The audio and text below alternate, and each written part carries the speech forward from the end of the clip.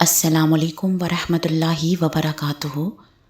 آئیے آج اس دعا کی فضیلت اور افادیت جانتے ہیں۔ یہ دعا کب، کیسے اور کیوں پڑھی جانی چاہیے، اور اس دعا کو پڑھنے کے کیا فائدے ہیں۔ یہ دعا ہم سب کے لیے بہت امپورٹنٹ ہے۔ یہ دعا 8 مصیبتوں سے بچنے کی دعا ہے۔ آئیے دعا دیکھتے ہیں۔ اللهم إني أعوذ بك من الهم والحزن والعجز والكسل والبخل والجبن وضلع الدين وغلبة الرجال۔ صحیح بخاری کی ایک حدیث کے مطابق اللہ کے رسول صلی اللہ علیہ وآلہ وسلم کثرت کے ساتھ یہ دعا مانگتے تھے۔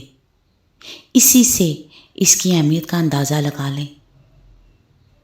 حضور اقدس صلی اللہ علیہ وآلہ وسلم معصوم تھے، محفوظ تھے اور شیطان کے ہر شر سے پاک تھے، مگر پھر بھی اس دعا کی کثرت فرماتے۔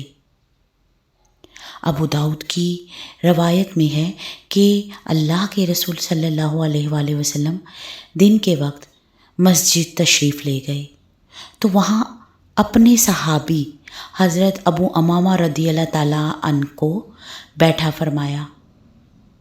پوچھا کہ نماز کا تو وقت نہیں، پھر مسجد میں کیسے بیٹھے ہو؟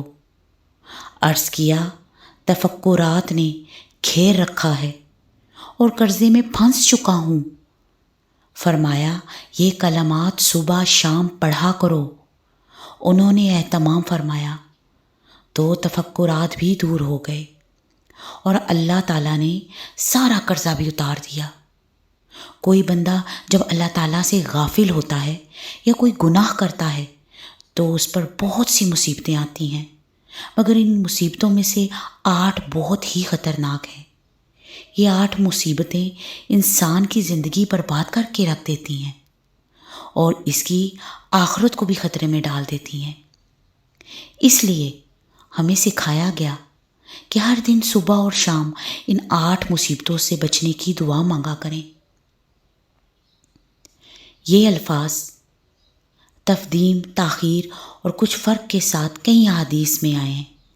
صحابہ اکرام یہ دعا ایک دوسرے کو قرآن مجید کی آیات کی طرح اہتمام سے سکھاتے تھے۔ ان الفاظ کا ترجمہ اختصار کے ساتھ کرتے ہیں۔ آئیے دیکھتے ہیں۔ اللہم یعنی فکر میں مبتلا ہونا، آگے کی فکریں، پریشانیاں، فضول پریشان کرنے والے صدمے اور غم ایک دم ابھر کر دل پر چھا جائیں۔ حالانکہ حدیث شریف میں آیا ہے کوئی بندہ ایمان کی حقیقت کو اس وقت تک نہیں پا سکتا کہ جب تک اسے یہ یقین نہ ہو جائے کہ جو کچھ اسے پہنچا ہے وہ اس سے رہ نہیں سکتا تھا، اور جو کچھ اس سے رہ گیا وہ اسے پہنچ ہی نہیں سکتا تھا۔ یعنی جو نعمت مل گئی وہ ملنا ہی تھی، اس سے زیادہ نہیں مل سکتی تھی۔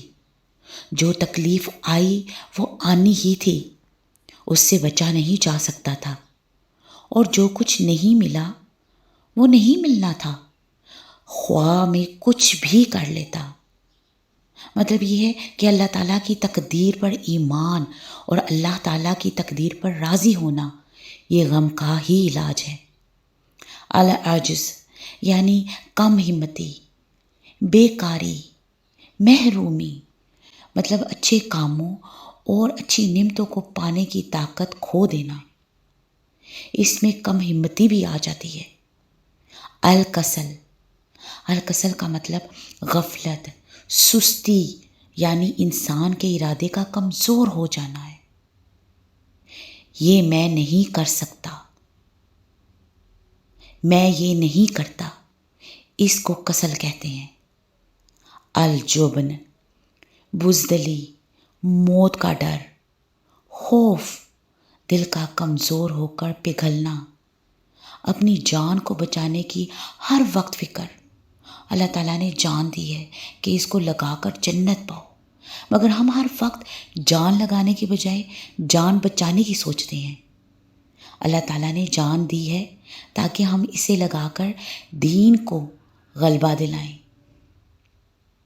اسلامی حرمتوں کی حفاظت کریں، امت مسلمہ کو عزت دلائیں، مگر ہم جان بچانے کے لیے ہر ذلت برداشت کرنے پر تیار ہو جائیں۔ اسے جبن کہتے ہیں۔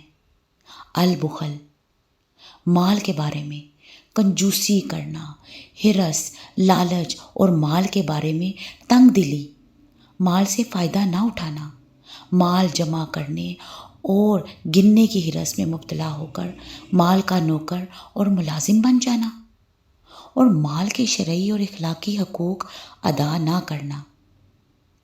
زالات دین، قرضے کا پوری طرح مسلط ہو جانا، یعنی قرضے میں پوری طرح پھنس جانا کہ نکلنے کی صورت ہی نظر نہ آئے۔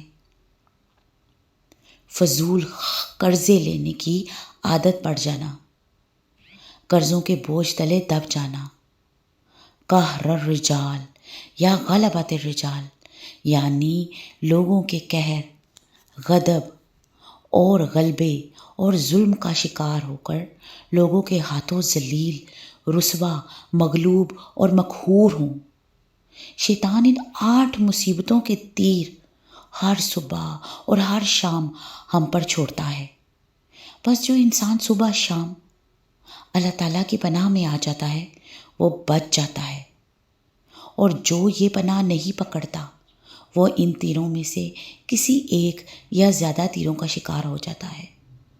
اللہ تعالیٰ میری اور آپ سب کی ان 8 آفتوں اور تمام آفتوں سے حفاظت فرمائے۔ اللہ تعالیٰ مجھے اور آپ سب کو اس مبارک دعا کی برکات عطا فرمائے۔ آمین یا رب العالمین۔